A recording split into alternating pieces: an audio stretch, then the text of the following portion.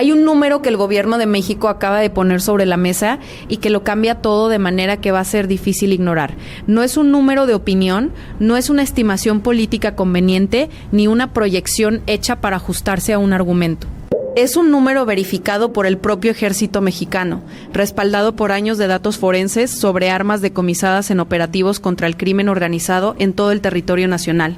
Un número que mientras más se piensa y más se examina, más peso adquiere. El 77%, casi 8 de cada 10 armas que empuñan los sicarios de los cárteles más peligrosos del planeta, las mismas que aparecen en las escenas de los crímenes que llenan las páginas de los periódicos mexicanos, las que matan a policías, a soldados, a civiles que se cruzan en el camino equivocado en el momento equivocado, provienen de un solo país, los Estados Unidos de América. No de los mercados negros de Europa del Este, no de contrabando desde arsenales militares asiáticos, no de redes de tráfico internacional difusas y difíciles de rastrear. De tiendas de armas en Texas, en Arizona, en California, en estados donde la regulación para comprar un rifle semiautomático es tan laxa que en muchos casos requiere menos verificación que alquilar un automóvil. Compradas de maneras que llevan décadas siendo conocidas por las autoridades de ambos lados de la frontera y que llevan décadas sin resolverse porque resolver el problema costaría votos y dinero político en un sistema donde la industria de las armas tiene una influencia sobre los legisladores que no tiene equivalente en ninguna otra democracia occidental. Ese es el centro de lo que está ocurriendo ahora mismo en la relación entre México y Estados Unidos. Y entender ese centro es entender por qué esta semana es diferente a todas las semanas anteriores en las que los dos países se señalaron mutuamente sin que nada cambiara de fondo ni en los hechos ni en las estructuras que los generan. Lo que cambió esta semana es que México decidió dejar de estar a la defensiva y la forma en que lo hizo, con datos en lugar de declaraciones, con una pregunta en lugar de una disculpa, es lo que hace que este momento sea diferente a todos los anteriores. Durante años, el patrón era siempre el mismo y cualquier persona que haya seguido mínimamente la relación bilateral entre los dos países lo reconoce de inmediato. Algún político norteamericano, y Donald Trump lo hizo con una frecuencia e intensidad que no tienen precedente en la historia reciente de esa relación, acusaba a México de ser un estado fallido, de no poder controlar su territorio, de dejar que los cárteles operaran con total impunidad. Las amenazas llegaban en racimos, aranceles que hundirían sectores enteros de la economía mexicana, muros que dividían comunidades, en los momentos más encendidos hasta intervenciones militares unilaterales en territorio soberano. México respondía con la misma postura de siempre, prometiendo hacer más, explicando sus limitaciones presupuestales e institucionales, pidiendo comprensión y tiempo, a veces disculpándose de manera implícita por existir exactamente donde existe en el mapa y con los vecinos que tiene. Era una relación de acusado y fiscal donde México ocupaba invariablemente el banco del acusado. Aunque fuera la sociedad mexicana la que pagara con sangre real el precio de la violencia que se discutía desde la comodidad de los escenarios políticos norteamericanos. Claudia Sheinbaum cambió ese guión con una sola cifra y una sola pregunta. Si el 77% de las armas de los cárteles viene de Estados Unidos, si eso está documentado y verificado y no tiene vuelta de hoja, entonces la pregunta que hay que hacerle al gobierno norteamericano no es cuándo va a ponerse México a actuar.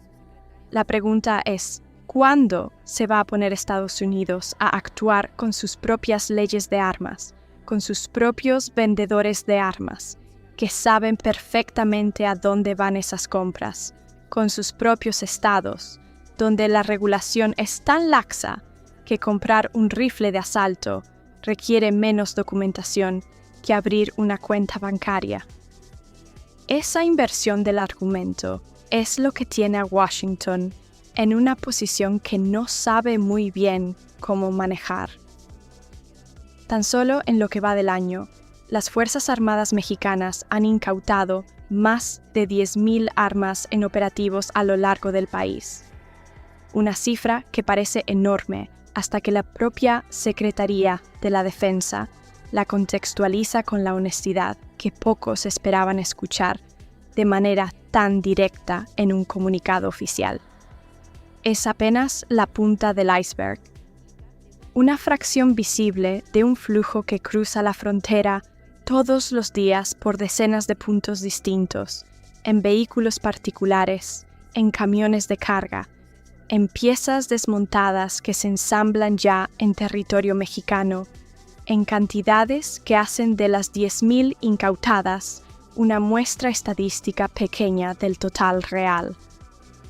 El flujo real es masivo, constante e ininterrumpido, y alimenta organizaciones que ya no pueden llamarse pandillas ni grupos delictivos en el sentido que esas palabras tenían hace 30 años. El cártel Jalisco Nueva Generación y el cártel de Sinaloa son corporaciones criminales transnacionales con una sofisticación operacional y financiera que supera a la de muchos actores estatales. Operan activamente en docenas de países en todos los continentes habitados.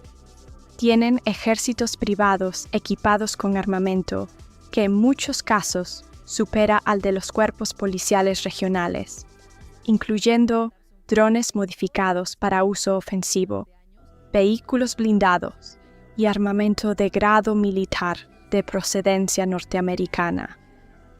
Tienen redes de lavado de dinero integradas en los sistemas financieros de los principales centros económicos del mundo, desde Panamá hasta Dubái, pasando por centros financieros europeos.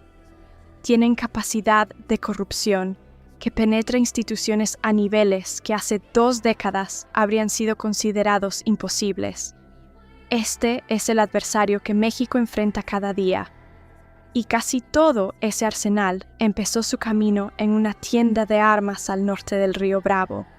La jugada diplomática de Sheinbaum funciona en varios niveles al mismo tiempo, y esa multiplicidad de efectos es exactamente lo que la hace tan efectiva y tan difícil de desactivar con una sola respuesta. En el nivel más inmediato, desarma el argumento de Trump de una manera que no requiere insultos ni confrontación directa, solo datos. El discurso de Trump sobre México tiene una estructura narrativa muy sencilla que ha funcionado políticamente durante años. México es el problema central de la seguridad fronteriza. Los cárteles son el problema de México. México no puede o no quiere resolverlo, y por lo tanto, si México no actúa, Estados Unidos se verá obligado a actuar en su lugar. Es un discurso que resuena con su base electoral, porque pone a México en posición de culpable perpetuo y a Estados Unidos en posición de víctima sufrida y potencial salvador dispuesto a intervenir. La cifra del 77% destruye esa estructura narrativa desde adentro, con la elegancia de la lógica simple.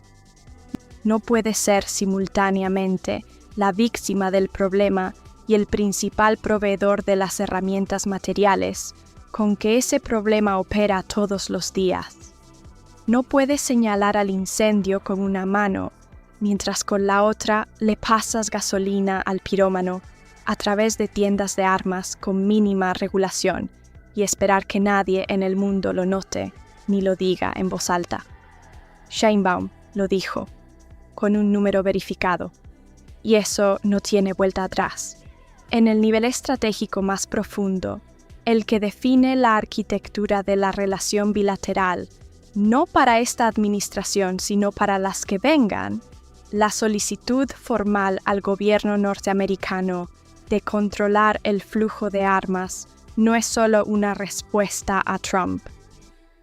Es una reconfiguración de los términos de la conversación bilateral que va a durar más que cualquier gobierno específico. Porque la cifra está documentada, la solicitud está en el registro diplomático y cualquier administración futura que venga a hablar de seguridad en la frontera va a tener que responder a esa pregunta. ¿Qué hizo su gobierno para controlar el flujo de armas hacia México? Es un cambio permanente en las reglas del debate, del tipo que es muy difícil revertir una vez establecido.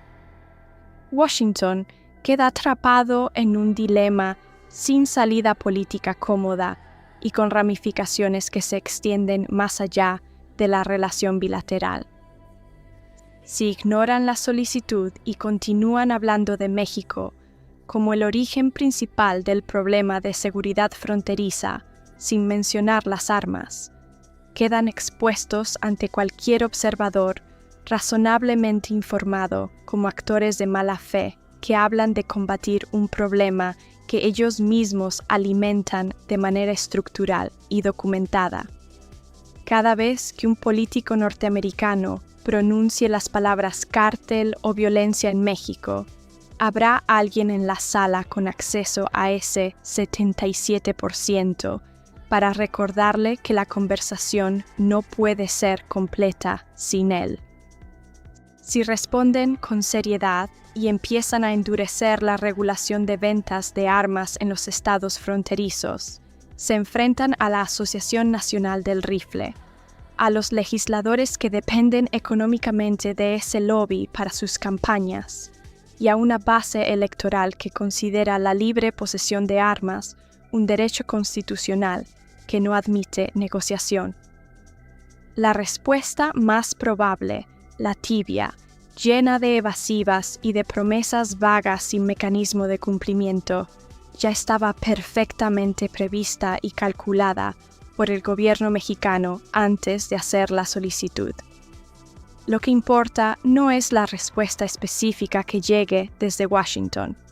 Lo que importa es que la pregunta quedó hecha de manera pública, verificada con datos irrebatibles y ante el mundo entero. Y eso no se puede deshacer.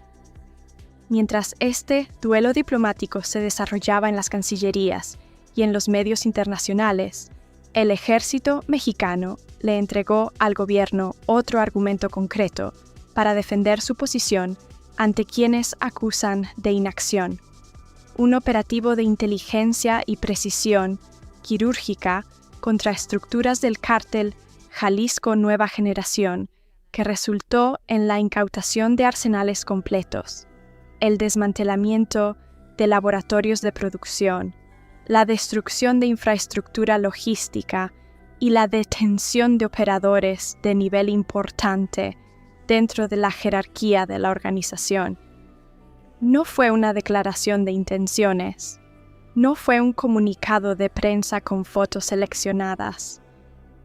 Fue un resultado documentado, verificable y significativo contra una de las organizaciones criminales más peligrosas y más bien armadas del mundo. Y la reacción de ciertos sectores a ese resultado fue tan reveladora como el operativo mismo, aunque en un sentido completamente diferente. En lugar de reconocimiento, en lugar de cualquier gesto de aplauso por un resultado concreto contra una organización que ambos países dicen querer combatir, lo que siguió fue una campaña de desinformación en redes sociales tan coordinada y tan rápida que el propio gobierno tuvo que salir a denunciarla públicamente con ejemplos específicos.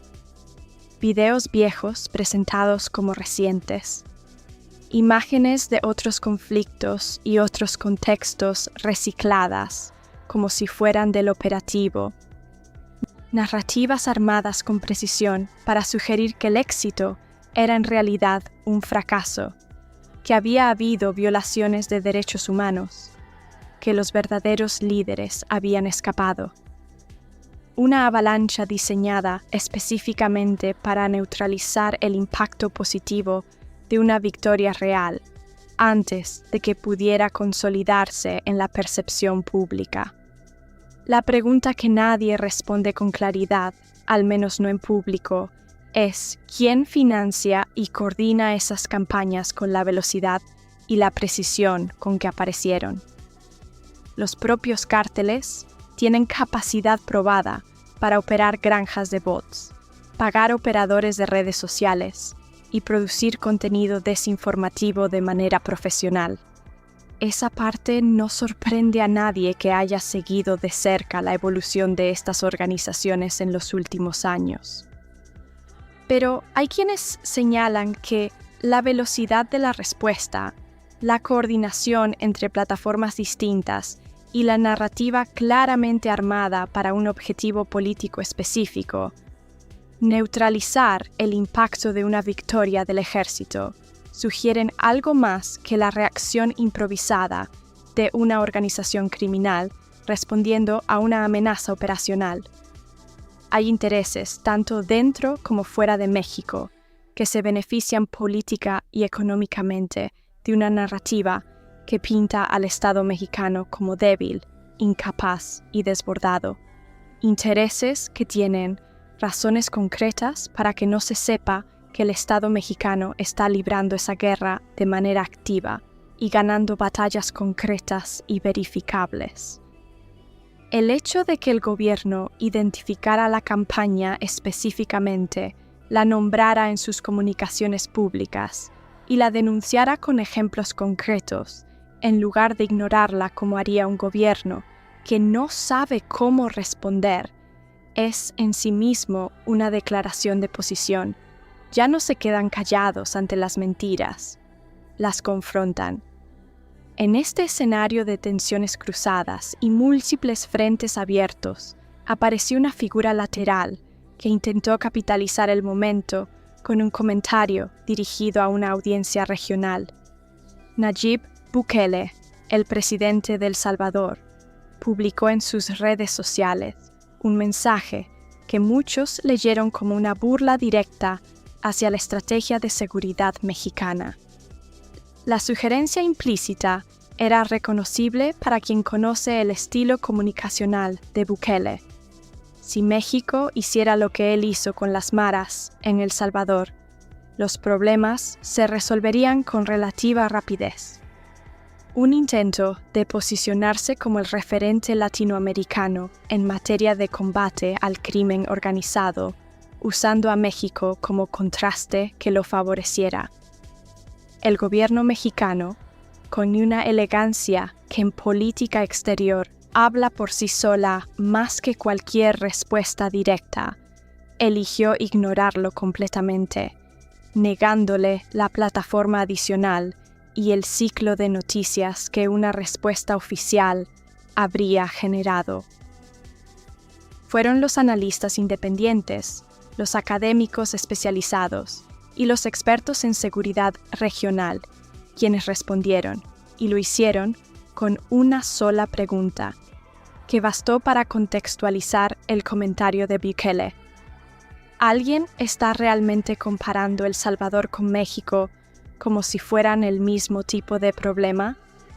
El Salvador tiene una superficie de 21,000 kilómetros cuadrados y una población de 6 millones de personas. México tiene casi 2 millones de kilómetros cuadrados de territorio y 130 millones de habitantes. La población salvadoreña ronda los 6 millones de personas. La mexicana supera los 130 millones. Bukele combate pandillas con presencia territorial en un país pequeño y geográficamente manejable. Pandillas extremadamente violentas dentro de su contexto, pero con recursos económicos y alcance internacional incomparables a los de los cárteles mexicanos. El cártel de Sinaloa y el CJNG no son pandillas. Son organizaciones con presencia en más de 40 países, con estructuras financieras que mueven cientos de miles de millones de dólares anuales, con capacidad de corrupción que puede penetrar ministerios enteros, con arsenales que incluyen armamento de grado militar, con la sofisticación logística suficiente para construir túneles bajo la frontera más vigilada del mundo o para enviar drogas en semisumergibles por el océano. Comparar el modelo Bukele con el desafío mexicano es confundir una pelea de barrio con una guerra de estados. El comentario de Bukele, lejos de debilitar a México, sirvió para que mucha gente recordara con más claridad la escala real del problema que México enfrenta cada día. Y mientras todo eso ocurría en el plano externo, En el interno, Ricardo Salinas Pliego y su principal plataforma mediática, TV Azteca, enfrentaban su crisis financiera más grave en décadas, una que no se puede explicar como simple mala suerte empresarial. Deudas que superan los $400 millones en obligaciones financieras vencidas, más una disputa fiscal de proporciones que no tienen precedente reciente con el gobierno federal por impuestos que las autoridades tributarias afirman llevan años sin pagarse mediante una variedad de mecanismos legales e ilegales que las autoridades están documentando con detalle. Salinas Pliego no es solo un empresario rico con problemas de flujo de caja que se resolverán eventualmente. Es el propietario de una de las 2 cadenas de televisión más vistas del país, con penetración en prácticamente todos los hogares mexicanos que tienen televisión, y uno de los críticos más constantes, más organizados y más feroces de las políticas del gobierno actual, con una plataforma que durante años ha amplificado sistemáticamente cualquier fracaso del Estado mexicano y minimizado con igual sistematicidad cualquier logro, con una consistencia que muchos observadores dentro y fuera del campo del periodismo consideran que va claramente más allá de la opinión crítica legítima y responde a una agenda política y económica específica. El hecho de que ese megáfono de alcance masivo atraviese ahora su peor crisis en décadas, precisamente cuando el gobierno libra sus batallas más importantes en el plano externo, es un factor que cambia el equilibrio de voces en el debate público, aunque nadie lo esté nombrando directamente en esos términos. Cuando se conectan todos estos movimientos y se ven juntos en lugar de como eventos separados, la imagen que emerge tiene una coherencia que no puede explicarse por coincidencia ni por improvisación táctica. Es la imagen de una estrategia de múltiples frentes diseñada para cambiar de manera permanente la posición de México, tanto en su relación bilateral con Estados Unidos, como en el equilibrio de fuerzas dentro de su propio sistema político. En el frente diplomático, la exigencia de control de armas a Estados Unidos reposicionó a México en la conversación bilateral, de una manera que va a durar más que cualquier gobierno específico, porque el dato está en el registro y el mundo lo vio. En el frente militar, el golpe al CJNG demostró capacidad operativa real, con resultados concretos en lugar de con declaraciones de intenciones. En el frente informativo, la denuncia pública de la campaña de desinformación convirtió al gobierno en un actor que confronta las mentiras activamente en lugar de ignorarlas o responder tarde y a la defensiva. En el frente interno, la aplicación de la ley fiscal sin excepciones para los más poderosos del país cambió el peso relativo de las voces que pueden amplificar o silenciar narrativas en el debate público. Son 4 movimientos simultáneos en 4 tableros distintos, ejecutados en el mismo periodo de tiempo, con una sola dirección estratégica común que apunta hacia el mismo objetivo. Un México que deja de pedir permiso para defenderse y empieza a exigir corresponsabilidad.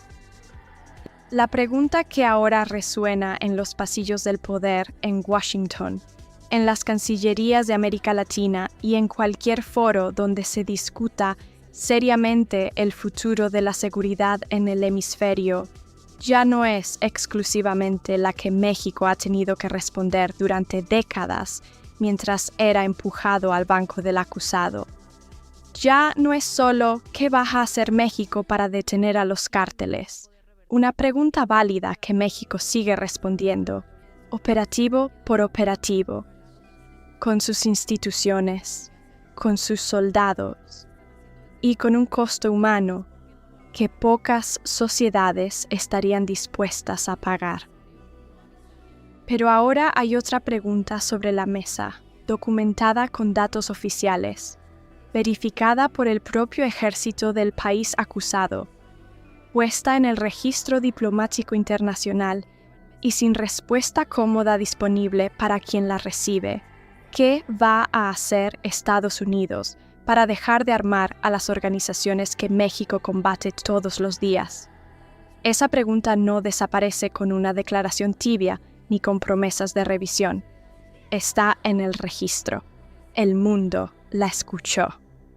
Y México fue quien tuvo el temple de ponerla ahí, con datos en la mano y sin pedir permiso.